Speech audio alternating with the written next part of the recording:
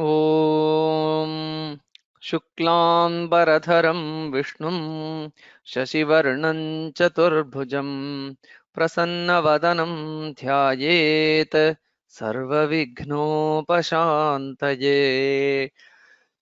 श्रुतिस्मृतिपुराणानामालयं करुणालयं Namami भगवत्पादशङ्करं लोकशङ्करम्।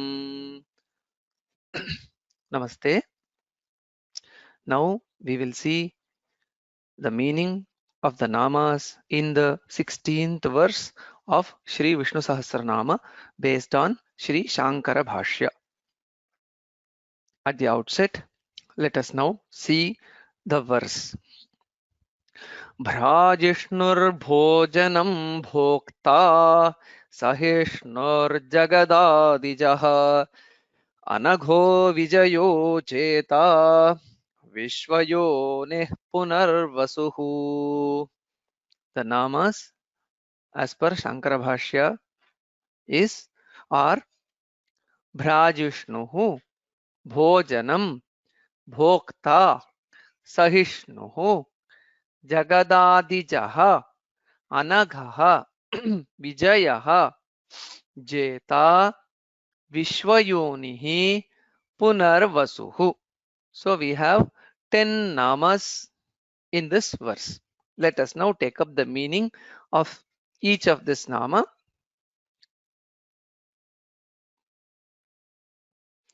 Bhrajishnuhu Prakashaikarasatvat Bhrajishnuhu, says Acharya Shankara. So being unchanging light, he is Bhrajishnu. Prakasha is light, and Ekarasa means the unchanging, the only nature. So having the only unchanging nature of being light, Bhagavan is denoted in this verse as Bhrajishnu. Bhrajishnu in general means a shining. So the unchanging source of light and effulgence is Bhagavan. And earlier also in the explanation of the Nama, Sarvavid Bhanu, we have seen that Paramatman is the highest source of light in the form of knowledge. So the verses were quoted like Natatra Suryo Bhati na Chandra Tarakam Nema Vidyuto Bhanti Kutoyam Agnihi Tameva Bhantam Anubhati Sarvam Tasya Bhasa Sarvamidam Vibhati. So Bhagavan is the unchanging, effulgent source of light in the form of knowledge. The next nama is Bhojanam. Bhojya Rupataya Prakriti Maya Bhojanam Ityuchyate. Being the object of experience, the primordial matter denoted by the Sankhyas as Prakriti or denoted as Maya in the Vedantic lore is called as Bhojana. Normally, Bhojana means that which is consumed or experienced. So, in the Vedantic lore, we see Brahman and Maya. In the yogic philosophy, even in the form of Prakriti also, Bhagavan is the one who manifests. So, the Prakriti also is Bhagavan. In that sense, Prakriti, the matter is also Bhagavan. So that is indicated by the term Bhojana.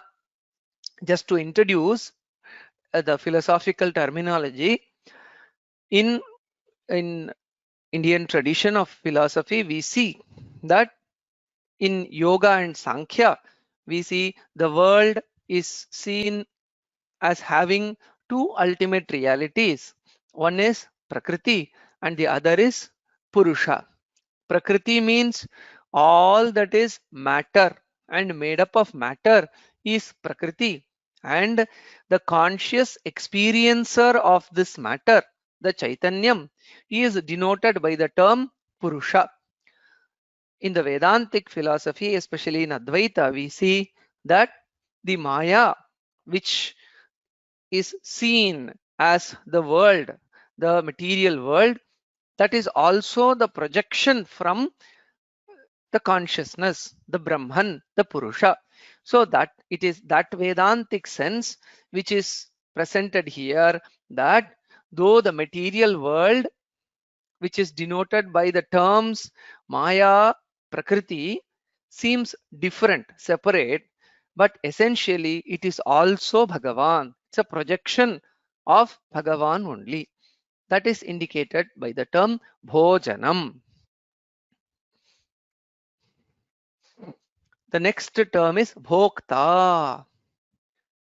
Purusha Rupena Tam Bhunkte iti Bhokta. Being in the form of consciousness, which is Purusha, he is called as the experiencer. So it is the continuation of the thought from the previous Nama. When there is Bhojanam, to be consumed, something to be consumed, something to be experienced, then it is for a bhokta or an experiencer, the one who consumes it. So previously, Bhagavan himself is in the form of Prakriti, Maya, so Bhojanam. Here it is the Bhagavan who himself, Narayana himself, is the Bhokta, the consumer, the experiencer, the pure consciousness. So for which the entire creation is there. So Bhagavan is also the Bhokta, the experiencer. Even if we take the word bhojanam and bhokta in the general sense as food and eater of the food, we have in Bhagavad Gita that brahmarpanam brahmahavihi brahmagnau brahmanahutam brahmaiva tena gantavyam brahma karma samadhina. So everything is Brahman.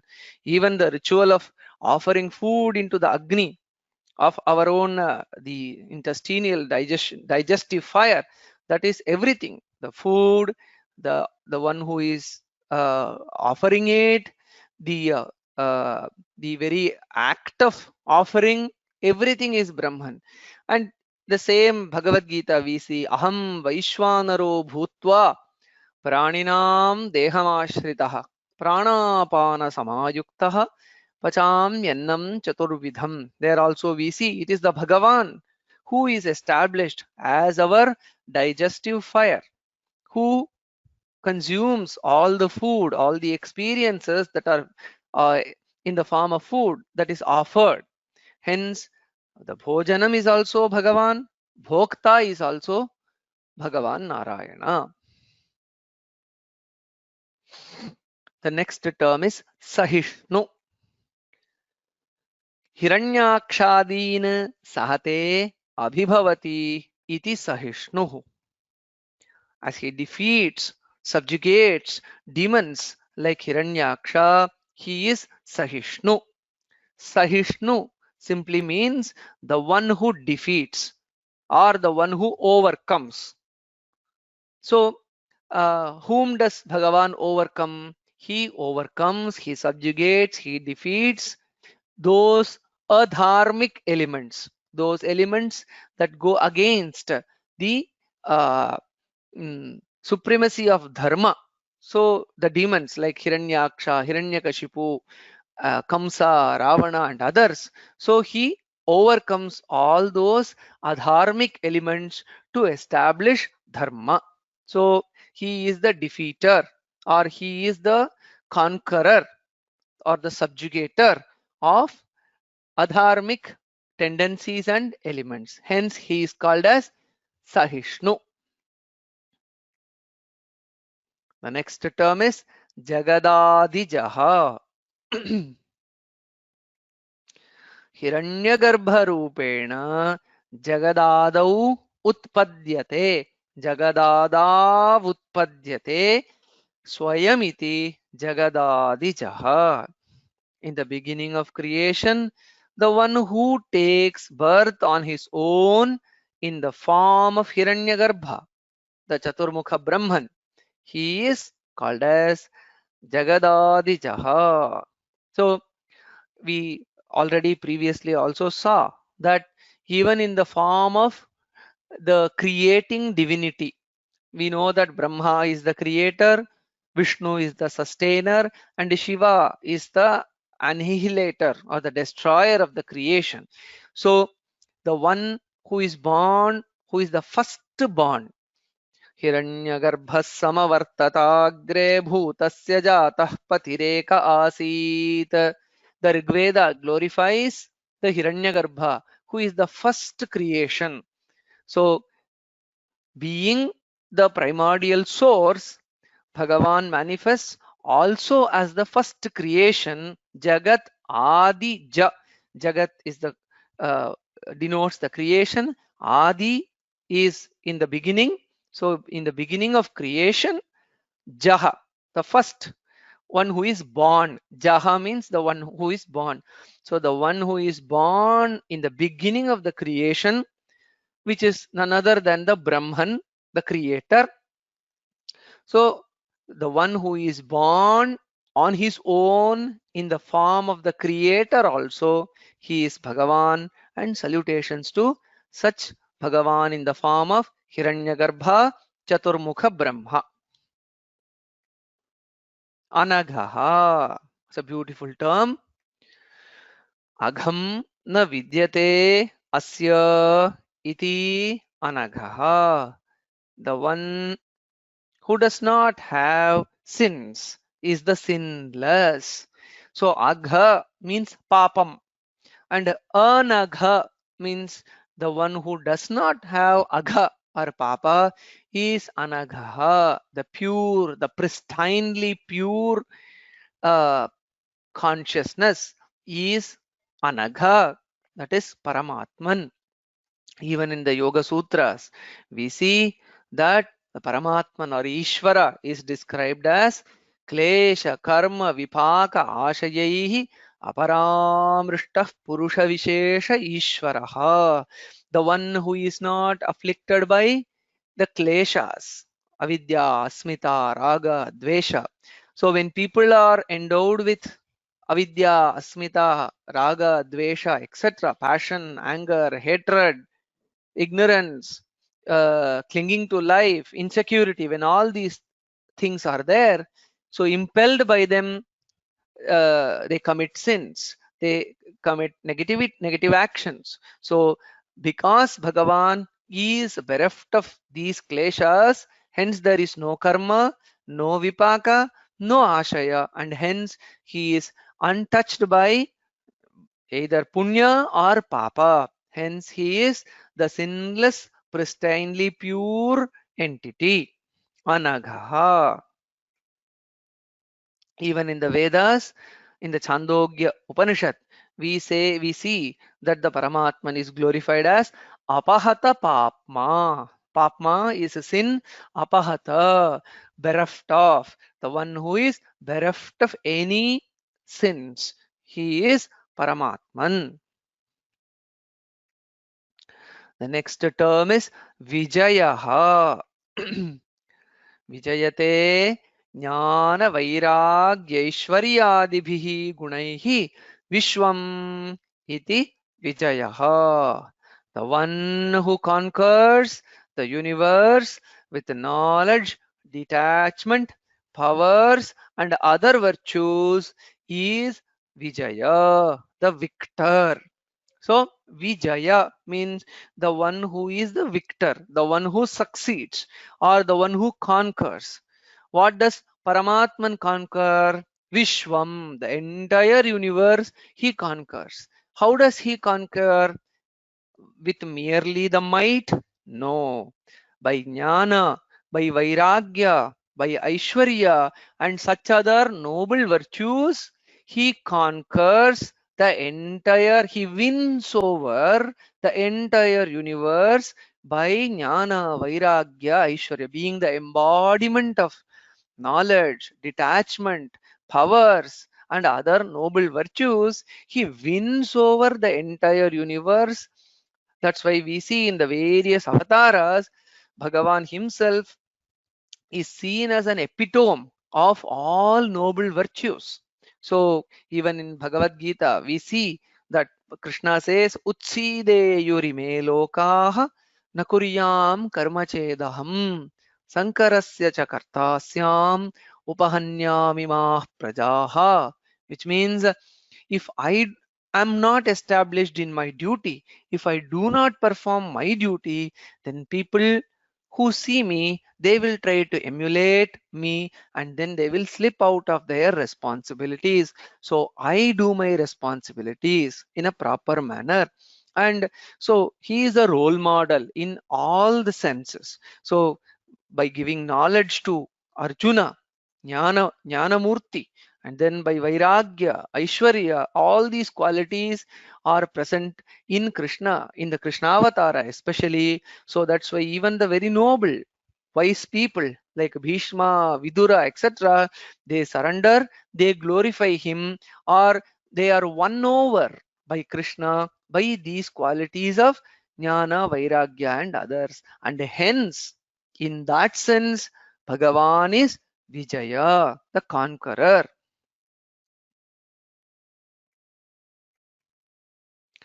Then Jeta Yataha Atishete Sarvabhutani Swabhavataha Ataha Jeta.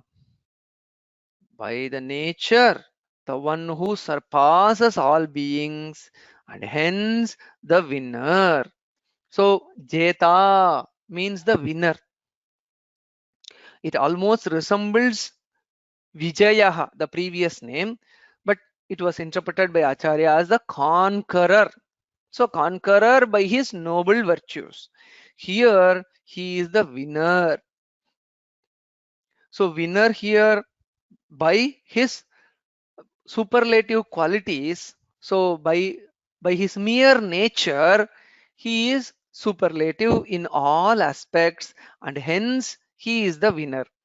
And in this regard, in Kenopanishad, there is an interesting anecdote. I'm just hinting it. You may consult the Kenopanishad later. So there, the gods, when they defeat the asuras, they think that they have won. They are the winners. But essentially, it is the Brahman, the indwelling consciousness, the pure consciousness, which is the winner. So they overlook that fact and they overcome by pride. They celebrate themselves as the winners, as the conquerors, as those who have achieved success. But essentially, Brahmano hi Vijaye, Amahiyadhvam. So they celebrated themselves as the winners, whereas it is really the Brahman which is the winner. So uh, even Sri Ramakrishna says, Ami yantra, tumi yantri. So in Bengali, he says, I am the yantra, I am the instrument, tumi yantri. You are the one who operates the yantra. So I am just an instrument in your hands, whether it is success or glory, all that belongs to you, because without bereft of that Paramatman's grace and also the consciousness within us, human life is mere jada. The next nama is Vishwayonihi. Vishwam Yonihi Asya iti Vishwayonihi. The one to whom the world is the womb, the well protected limb. So Vishwam is the world and Yoni means the womb. So the one who has the world in his, or the world as his womb. It is well known that in a mother, the womb is a well protected limb. Similarly, for the Bhagavan, who is like the mother of the universe, the entire universe or the creation is like that very well protected limb. So this means that we are all well protected by Bhagavan Narayana. This is the first interpretation. There is one more interpretation. Vishwascha asau yonischa itiva. The all pervasive cause. So Vishwa is all pervasive, and Yoni here means the cause. So the all pervasive cause, which is Bhagavan Narayana, is also denoted by the term Vishwayoni. So the one who protects the universe is Vishwayoni, and the one who is the all pervasive cause of the universe is also denoted by Vishwayoni. The 10th term in this verse is Punarvasuhu. Punaha punaha sharireshu vasati kshetrajna rupena iti punarvasuhu. The word vasati is repeated inadvertently for a second time. So, as the individual soul, the one who resides in the bodies again and again is Punarvasu. So, Punaha refers to again and again, and Vasu is the one who resides. So, the one who resides again and again. So, in the form of the Jivatma, as Kshetrajna, which is Jivatma, he resides again and again in the form of various life forms, various beings. He is born again and again by his karma. So the Paramatman, who is not different from the Jivatman in his Jivatma Swarupa, because of the karma, he is born again and again. That is indicated by the term Punarvasuhu. So with this 10 names, we have completed verse 16. So the total, the tally as of till the completion of the 16th verse of the total namas is 151. Om Tat Sat. Shri Krishnarpanamastu.